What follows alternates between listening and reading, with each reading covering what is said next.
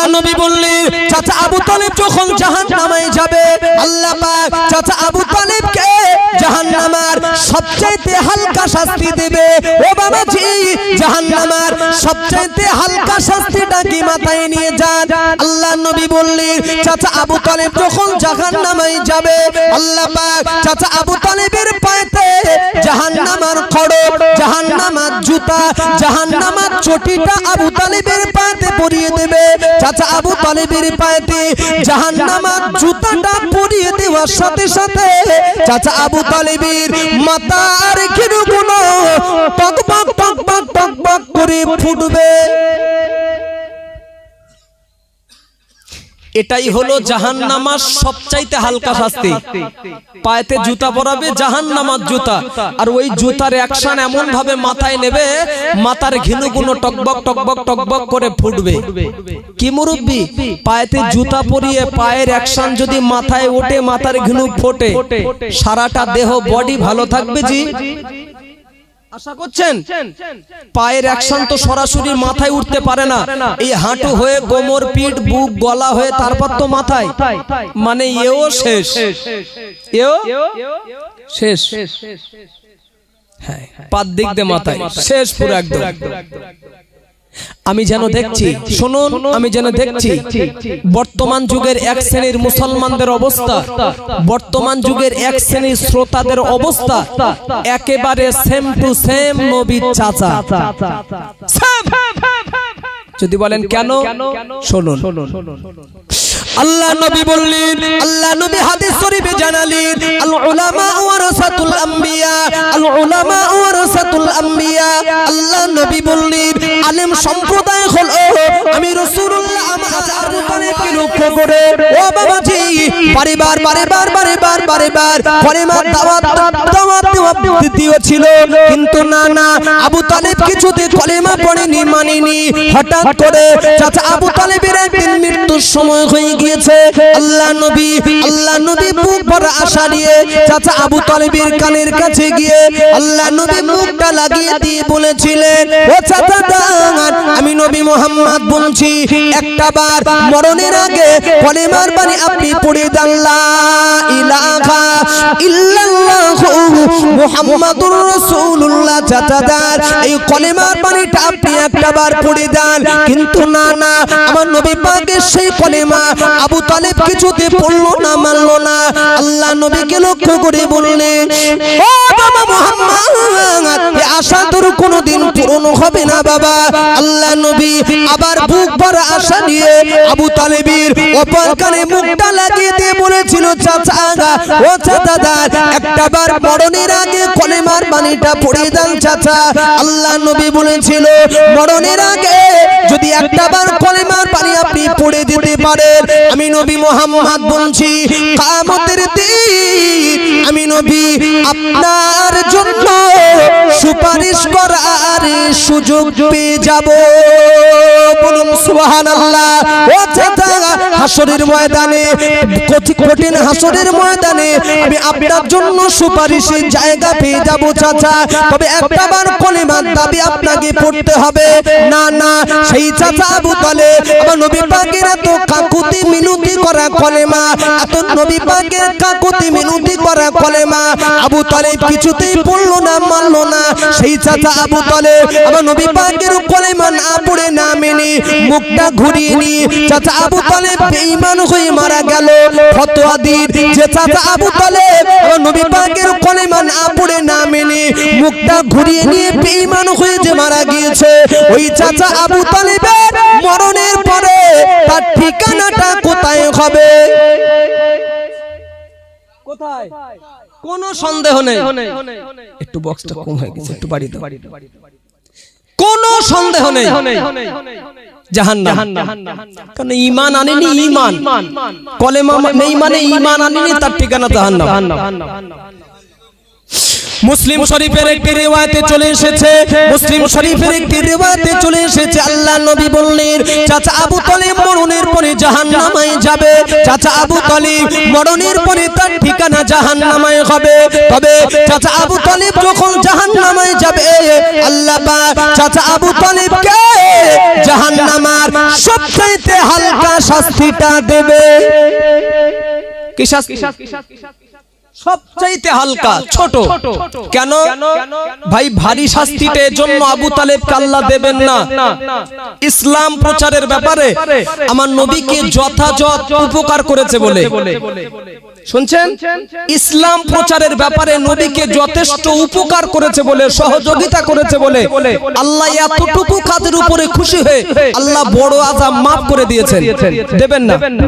আর হালকা শাস্তিটা, ছোট শাস্তিটা আবু তালেবকে দেবে এই জন্য ঈমান আনেনি বলে, কলেমা পড়েনি বলে। কি ভাবজি? প্রসঙ্গত যখন বলে ফেলেছি, এখন জাহান্নামের সবচাইতে হালকা শাস্তিটা কি শুনবেন না একটু ভারীর দিকে হাত মারবো? হালকার দিকে আগে হোক, হালকা ঠান্ডা তো, এ তো যদি গা গরম না হয় ভারীর দিকে যাওয়া যাবে, আগে হালকা হওয়া ভালো। শুনুন, জাহান্নামের সবচাইতে হালকা শাস্তি কি, আর ওটাই যা আবু তালেবকে দেবে। আবু তালেব সইতে পারবে কি পারবে না শুনে নেন। সবচাইতে হালকা বলেছি, আল্লাহর কসম খেয়ে বলছি, জাহান্নামের 1 সেকেন্ডের আযাব, 1টা সেকেন্ডের আযাব সহ্য করার ক্ষমতা আমার যেমন নেই, আপনারও 1 সেকেন্ডের আযাব বলেছি।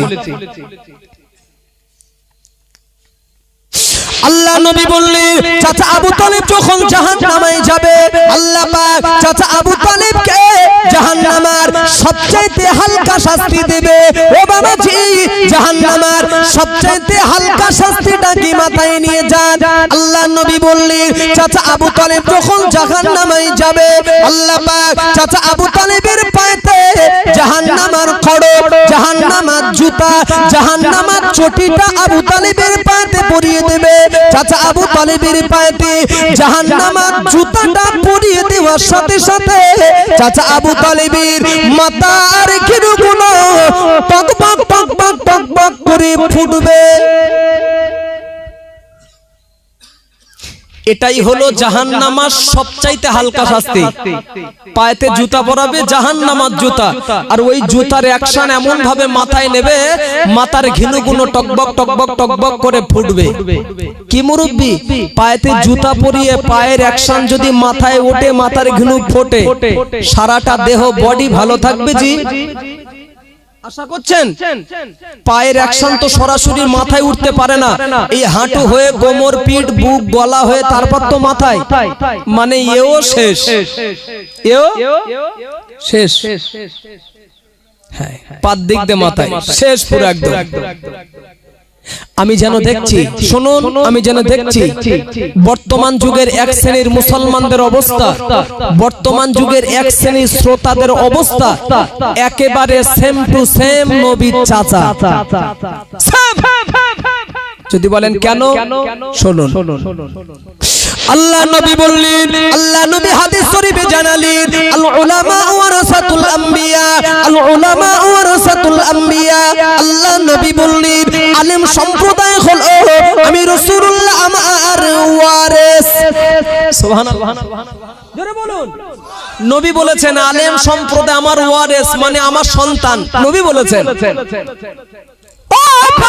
তাই যদি এক শ্রেণীর আলেমেরা এই মাইকে মুখ দিয়ে বক্তব্য দিয়ে বলে দেয়, বাবারা বাবারা বাবারা বাবারা, নামাজ পড়ো নামাজ পড়ো নামাজ পড়ো নামাজ পড়ো, আলেমেরা এত বারবার বারবার বারবার নামাজের দাওয়াত দেওয়ার পরেও সমাজে এখনো পর্যন্ত এক শ্রেণীর মুসলমানেরা সমাজে এখনো বেনামাজি হয়ে আছে না নাই? এক শ্রেণীর আলেমেরা এই মাইকে মুখ দিয়ে বারেবার বারেবার বারেবার বারেবার বলে দেয়, বাবারা সুদ খেও না, মদ খেও না, তাস পিটো না, গান শোনো না, পরের মালাপ তো সাদ করো না, বাবারা ফিরে এসো ফিরে এসো ফিরে এসো, ভালো হও ভালো খাও ভালো খাও। আলেমেরা এত অনুনয় বিনয় করে বলে দেওয়ার পরে, বারবার বারবার অনুনয় বিনয় করে বলে দেওয়ার পরেও সমাজের এক শ্রেণীর মুসলমানের চাচা আবু তালেবের মতো মুখটা ঘুরিয়ে নিয়ে আবার মুকুটের ভিতরে সেই কাজ করছে না, করে না, করছে। ব্যাস এইবারে বুঝুন, তাহলে আবু তালেব নবীর কলেমা পড়েনি, মানিনি, শুধু মুখ ঘুরিয়ে মরেছে, মুখ ঘুরিয়ে মরেছে, ঠিকানা জাহান্নাম, তাই না? নবী বলেছেন আলেম সম্প্রদায় আমার ওয়ারের সন্তান। তাই যদি হয়, এই আলেমদের কথা শুনে যারা পরিবর্তন না হয়ে, ভালো না হয়ে, এরাও যদি তার বিরুদ্ধে উল্টোটা চলে, আল্লাহ না কারো চলতে চলতে চলতে চলতে এই হালাতে যদি এদেরও মরণ হয়ে যায়, এদের ঠিকানা কি বলছেন? না, ভুল হচ্ছে, একটু ভুল হচ্ছে। কেন? আল্লাহ নবী চাচা আবু তালেব কলেমা পড়েনি, মানিনি। আল্লাহ নবী চাচা আবু তালেব কলেমা পড়েনি, মানিনি, এজন্য আবু তালেবের ঠিকানা হবে জাহান্নাম। আমরা মুসলমান, আমরা কলেমা শরীফ পড়েছি না পড়িনি? কথা বলুন, পড়েছে, তাহলে কি হবে? আল্লাহ নবী বললেন মান ক্বালা লা ইলাহা ইল্লাল্লাহ ফাদাখালাল জান্নাহ, মান ক্বালা লা ইলাহা ইল্লাল্লাহ ফাদাখালাল জান্নাহ। আল্লাহ নবী বললেন যে ব্যক্তিটা জীবনে একবার কলেমার বাণী যিনি পড়েছে, জবানে বলে অন্তরে যিনি বিশ্বাস করে নিয়েছে, আমি নবী মুহাম্মদ বলছি, ওই ব্যক্তিটা মরণের পরে আল্লাহ পাকের জান্নাতে যাবে।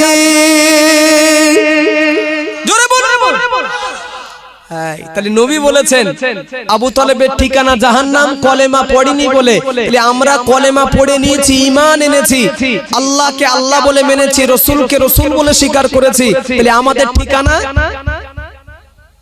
হাদিস শুনিয়েছি তো এখনো সন্দেহ হচ্ছে, আমাদের ঠিকানা জান্নাত।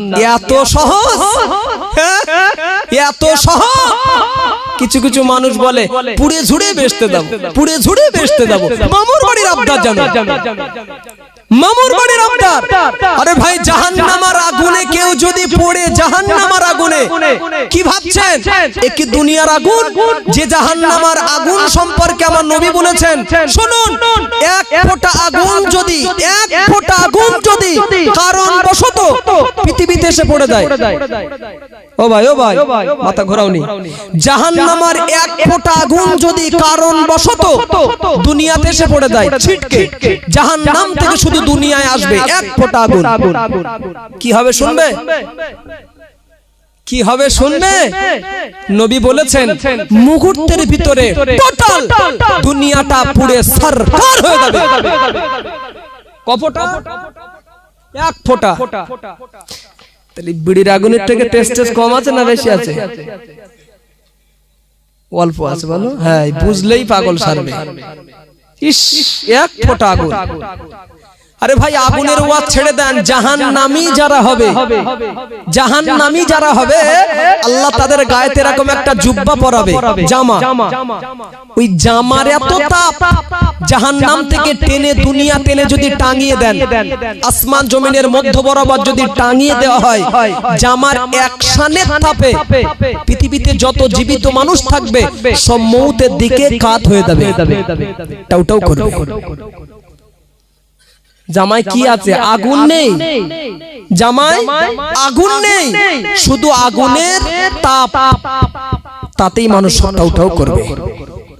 ইস, জান্নাতটা কি জায়গা একটু শুনবেন? এই তো জাহান্নামটা শুনে নিয়েছেন, শুনবেন? শুনবেন? একটু ভয় কাটানোর দরকার আছে, ঠিক না? আল্লাহর কসম, আল্লাহ চায় আমার সমস্ত বান্দা বান্দি, আমি আল্লাহ আমার দয়ার জান্নাতে তারা থাক, এটা আল্লাহ চায়। সুবহানাল্লাহ বলুন। আল্লাহ এটা চায় না যে কোন বান্দা বান্দি আমি আল্লাহ আমার জাহান্নামায় যাক, এটাও আল্লাহ। জান্নাত কি দামি জায়গা দেখেন, নবী বলেছেন জান্নাতের এক মুষ্ট মাটি। এই কথাটা বলার পরে সুবহানাল্লাহ যেন বলে না দিতে হয়, ঠিক আছে? রেডি হন এখন থেকে। নবী বলেছেন কি দামি জায়গা দেখেন, নবী বলেছেন জান্নাতের এক মুষ্ট মাটি, এক মুঠো মাটি 7টা পৃথিবীর থেকে দামি। হয়নি, জোরে বলতে হবে, হয়নি, জোরে বলতে হবে। এক মুষ্ট মাটি কটা দুনিয়া থেকে? 7টা পৃথিবী থেকে আরো দামি। তাহলে টোটাল জান্নাতের কি দাম আর বলা লাগবে? এক মুষ্ট মাটি থাবা মারবেন, হাতে যা মাটি উঠবে। তাহলে নবী বলেছেন আবু তালেবের ঠিকানা জাহান্নাম, আমরা ঈমান এনেছি, আমাদের ঠিকানা জান্নাত। ওয়াজ ওইদিকে যাক, আজান হবে তো মাথায় তুলে। আল্লাহ নবী চাচা আবু তালেব কলেমা পড়েনি, এজন্য আবু তালেবের ঠিকানা জাহান্নাম। আমরা ঈমান এনে নিয়েছি, কলেমা পড়েছি, এজন্য আমাদের ঠিকানা হবে জান্নাত। ও ভাঙায় যে জান্নাতে যাব কলেমার বিনিময়ে, ওই কলেমা শরীফটা হলো এটাই, লা ইলাহা ইল্লাল্লাহ মুহাম্মাদুর রাসূলুল্লাহ। এটাই হলো মূল কলেমা। এই কলেমা শরীফ যে পড়ে নিয়েছি, একটু আল্লাহর রাস্তে বলবেন এই কলেমা শরীফের বাংলা মানেটা কি? যদি জানা থাকে লজ্জা নয়। যে কলেমা পড়ে ঈমান এনেছি, ওই কলেমাটা হলো লা ইলাহা ইল্লাল্লাহ মুহাম্মাদুর রাসূলুল্লাহ। এটাই কলেমা। ঈমান আনার জায়গা আমরা তৈরি করেছি কলেমার মাধ্যম দিয়ে। ভাই এই কলেমা শরীফের অর্থ হলো লা ইলাহা ইল্লাল্লাহ, নেই কোনো মাবুদ আল্লাহ ছাড়া। বুঝুন, মুহাম্মাদুর রাসূলুল্লাহ, হযরত মুহাম্মদ সাল্লাল্লাহু আলাইহি সাল্লাম আল্লাহর রাসূল ও পয়গম্বর। এটাই কলেমা শরীফের বাংলা মানে। এছাড়া একটা আকার ওকার তথা জবজ্জের পেশ কিচ্ছু পাবেন না। যেটাই মানে ওটাই আপনাকে শুনিয়েছি, নেই কোনো মাবুদ আল্লাহ ছাড়া, হযরত মুহাম্মদ সাল্লাল্লাহু আলাইহি সাল্লাম আল্লাহর রাসূল ও পয়গম্বর। জাস্ট কলেমা শরীফের বাংলা মানে এটাই। যদি তাই হয় তাহলে মানেটা আপনাকে শোনানোর পরে জিজ্ঞাসা করছি, বলবেন এই কলেমার ভিতরে নামাজের কথা লেখা আছে কি?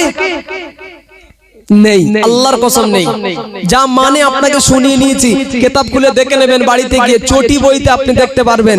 তাহলে কলেমা নামাজের কথা নেই, রোজার কথা নেই, দান মানে পিতামাতার খেদমতের কথা নেই, সুদ খাওয়া যাবে না, মদ খাওয়া যাবে না, তাস পেটা যাবে না, গান শোনা যাবে না, কিচ্ছু লেখা নেই। তাই নবী বলেছেন কলেমা পড়লে একবার দয়ার জান্নাতে যাওয়া যাবে। মেনেই নিলাম। তাহলে জীবনে একবার কলেমা পড়ি, ঈমান এনে নামাজ পড়বো না, রোজা রাখবো না, হজ করবো না, যাকাত দেব না, পিতামাতার খেদমত হবে না, বড়দের সম্মান হবে না, সুদ ছাড়বো না, মদ ছাড়বো না, গান ছাড়বো না, গড়ে সব গড়ে চালিয়ে যাব। মরণের পরে আল্লাহর জান্নাতের গন্ধ পাওয়া যাবে। বিগত দিনের একটা ইতিহাস শুধু মনে করছি, ইতিহাস। মুরব্বী যারা আছেন বেয়াদবি নেবেন না, পায়ের ধুলি মাথায় রেখে ক্ষমা চেয়ে বলছি। বিয়ে যখন আপনাদের হয়েছিল, বিবাহ, এই বিবাহর সময় ইমাম বা উকিল আপনাদের হাতে হাত রেখে কয়েকটি কথাবার্তা বলেছিল, জি অমুক থানার অন্তর্গত অমুক গ্রামের নিবাসী অমুকের পুত্র অমুকের পৌত্র এত টাকা দেনমোহর ধার্যে হাজিরানে মজলিসে আমি উকিল হয়ে দুজন কি চারজন সাক্ষী রেখে আল্লাহর রাস্তে তোমার সঙ্গে বিবাহ দিলাম। বলেছিল। এখন সেম কথা ছেলের কাছে বলেছে, ঠিক তার পরপর ইমাম মানে উকিল মেয়েটার কাছে গিয়ে বলেছে একই কথা। এখন ছেলে বলেছে কবুল আর মেয়ে বলেছে কাবিল টু। বিয়ে হয়েছে কি? হুজুর ফতোয়া দিচ্ছে, শুনে নাও। প্রচুর মুফতি হয়ে গেছে আপনার এলাকায়। বিয়ে হয়েছে কি? হ্যাঁ হয়েছে, হয়নি না, হয়েছে। কেন? দুটো ভাষা আলাদা, মানে এক, মানেটা এক, ভাষাটা আলাদা। কবুল আর কাবিল তো জুড়েছে, বিয়ে হয়েছে। ভাই বুঝুন, বিয়ে কমপ্লিট। স্বামী তার স্ত্রীকে নিয়ে বাড়িতে গিয়েছেন বিয়ের দিনেই সন্ধ্যায়। বাড়িতে গিয়ে তার স্বামী তার স্ত্রীকে নিরালা একটা জায়গায় ডেকে বলছে, শোনো আমি তো তোমার বিবি মানে স্বামী। তো বলে হ্যাঁ, এই তো কয়েক ঘন্টাকে বিয়ে হলো। বলে তাই যদি হয়, সংসার জীবনের শুরুতে আমি স্বামী হিসাবে তোমার কাছে কয়েকটি দাবি আমি রাখবো। কয়েকটা দাবি মেনে নেবে? কি দাবি বলো? বলে শোনো, আমার প্রথমত দাবি, আমার আব্বা মা এখনো হায়াতে বেঁচে আছে, বয়স হয়েছে, মুরব্বি হয়েছে, সন্তান হিসাবে আমার দাবি তোমার কাছে যে কটা দিন আল্লাহ হায়াতে রাখবে, আব্বা মায়ের সঙ্গে খারাপ আচরণ করবে না, কোনোদিন তাদের মনে দুঃখ কষ্ট দেবে না, একটু বেশি বেশি সেবা করবে, খেদমত করবে। সন্তান হিসাবে আমার প্রথম দাবি এটা। ভালো না খারাপ? ভালো। আর কি? বাড়িতে একটা গরু আছে, একটু জাপনা টাপনা দেবে, খট্টর দেবে আর আজ থেকে সংসারের যাবতীয় কাজবাজের দায়িত্ব সব তোমার, সব কাজ ছেড়ে নিয়ে হাতে যদি সময় থেকে থাকে পরিশেষে স্বামী হিসাবে আমার একটু খেদমত করলে আমি খুশি। ঠিক আছে তো? ধরলাম, ধরে নিয়েছি শরীয়তের পরিভাষায় একটা মিনিটের জন্য স্বামীর তরফ থেকে স্ত্রীর উপর এটা ফরজ। ফরজ মানে অপরিহার্য। ধরলাম স্ত্রী চালাক মেয়ে তো, বুদ্ধিমান মেয়ে তো, স্বামীর দাবি নসিহত বক্তব্য মন্তব্য সব ঠান্ডা মাথায় শুনেছেন। শুনে পরিশেষে চিন্তা ভাবনা করেই স্ত্রী তখন বলছে, শোনো তুমি তো ফড়ফড় জড়জড় করে সব বলেছো, অমুক করতে হবে তমুক করতে হবে, এই করতে হবে তাই করতে হবে, তো আমি সব শুনেছি সব বুঝেছি। বোঝার পরে পরিশেষে একটা কথা এবার বলছি, শোনো তুমি যে বাড়িতে আসার পরে, বিয়ের পরে বাড়িতে আসার পরে এই যে দাবি যে নসিহত যে মন্তব্য বক্তব্যগুলো তুমি পেশ করছো স্বামী, এই দাবি বা এই নসিহত গুলো বাড়িতে আসার পরে না রেখে যদি বিয়ের মজলিসে শোনানো হতো তো তোমার মতো যন্ত্রের কবুল বলতাম কি ছাড়তাম চিন্তা ভাবনা বিয়ের মজলিসে বসে আমি করতাম। তো কবুল যখন বলে ফেলেছি আর এই সমস্ত দাবিগুলো যখন আগাম আমাকে শোনানো হয়নি স্বামী, বিয়ের পরে বাড়িতে আসার পরে একটাও দাবি আমি মানতে পারলাম না, একটাও না, কেন আগে শোনাইনি। আপনারা বলবেন এই ধরনের বেহায়া মার্কা মেয়েদের নসিবে আচ্ছা দ্বিতীয়বার স্বামী জুটবে আপনারা আশা করছেন? আশা করি না। কেন? কার হারামের ভাত আছে ভাই? আমার খাবে, আমার পড়বে, আমার তত্ত্বাবধানে থাকবে, আমার সবকিছু করবে, অথচ আমার হুকুম মানবে না, কথা শুনবে না। এরকম কোন পাগল স্বামী আছে যে বোর বসিয়ে খাওয়াবে? কথা বলো না। তাহলে আশা করছেন না আপনারা? হ্যাঁ, তাহলে স্বামীর অধীনে থাকতে গেলে তার কথা শুনতে হবে। ঠিক ঠিক ঠিক ঠিক। অজানেরা যুবকেরা ও আমার মুরব্বি বাবাদেরা মায়েরা বোনেরা, আপনাদের ফতোয়া বলো ভুল হয়নি, ঠিক হয়েছে। ও ভাই আপনারা যেটাই বলেছেন ওটাই সত্য সঠিক। কেন না ওই মেয়েটা স্বামীর হুকুম যদি না মানে না শোনে, অন্য নসিবে যেমন দ্বিতীয়বার স্বামী জুটতে পারে না। ও ভাই আল্লাহ বলেছে বান্দা ওই মেয়েটা কবুল আর কাবিল তু বলার বিনিময়ে একটা ছেলে আর একটা মেয়ে কবুল আর কাবিল তু বলার বিনিময়ে তাদের ভিতরে যদি এতটাই গাঢ় সম্পর্ক এসে যায়, গাঢ় সম্পর্ক হওয়ার পরে স্বামী যদি স্ত্রীর উপরে এত দাবি রাখতে পারে, এত নসিহত করতে পারে, এত মন্তব্য বক্তব্য যদি পেশ করতে পারে আর স্ত্রী যদি না শোনে, স্বামী যেমন নারাজ হয়ে যায়, অখুশি হয়ে যায়, আল্লাহ বলল বান্দা আমি আল্লাহ বান্দাদের সঙ্গে সম্পর্ক গড়েছে কলেমার বিনিময়ে। ও বান্দা কলেমা যখন পড়ে নিয়েছো আমি আল্লাহ আমাকে রব বলে যখন মেনে নিয়েছো আমি আল্লাহ আর বান্দার সঙ্গে একটা সম্পর্ক হয়ে গিয়েছে। ওই মেয়েটা বিয়ের পরে যদি স্বামী তার স্ত্রীর উপরে দাবি করতে পারে, নসিহত করতে পারে, আল্লাহ বলল বান্দা কলেমা পড়ে ঈমান আনার পরে আমি রব হিসাবে আমার বান্দার উপরে কোনো নসিহত কি আমি করতে পারি না, কোনো দাবি কি আমার থাকতে পারে না। এ বান্দা শোনো, কলেমা যখন পড়ে নিয়েছো নামাজ পড়তে হবে, কলেমা যখন পড়ে নিয়েছো রমজানের রোজা রাখতে হবে, কলেমা যখন পড়ে নিয়েছো সুদ খাওয়া যাবে না, কলেমা যখন পড়ে নিয়েছো মদ খাওয়া যাবে না, কলেমা যখন পড়ে নিয়েছো পাশ পেটা যাবে না। বান্দা ওই মেয়েটা যদি স্বামীর হুকুম না মানে না শোনে, অন্য নসিবে যেমন স্বামী জুটবে না, স্বামী যেমন ওর উপরে খুশি হয় না, রাজি হয় না, অসন্তুষ্ট থেকে যায়। আল্লাহ বলল বান্দা একবার কলেমা পড়ে নামাজ রোজা হজ যাকাত ইবাদত বন্দেগি যদি না করো আমি আল্লাহ বলছি শুধু একবার কলেমা পড়ে বাবা আল্লাহ পাকের জান্নাতে যাওয়া যাবে না। নবীর হাদিস সত্য, ওই হাদিসটা ওই ব্যক্তির জন্য যথেষ্ট, ওই হাদিসটা ওই ব্যক্তির জন্য প্রযোজ্য যে ব্যক্তিটা সকাল 10টায় অথবা 11টায় কলেমা শরীফ পড়ে যিনি ঈমান এনেছে, সকাল 10টায় অথবা 11টায় কিংবা সকাল 9টায় কিংবা সকাল 10টায় কলেমা শরীফ পড়ে যিনি ঈমান এনেছে, জোহরের ওয়াক্ত আসার পূর্বে যদি ওর ইন্তেকাল হয়ে যায়, মানে কথা হলো এটাই একই ওয়াক্তে ঈমান এনে আবার ওই ওয়াক্ত থাকতে থাকতে যদি ওর ইন্তেকাল হয়ে যায়, আল্লাহ নবী বললেন ওই ব্যক্তিটার জন্য মরণের পরে আল্লাহ পাকের দয়া জান্নাত নসিব হয়ে যাবে। আল্লাহুম্মা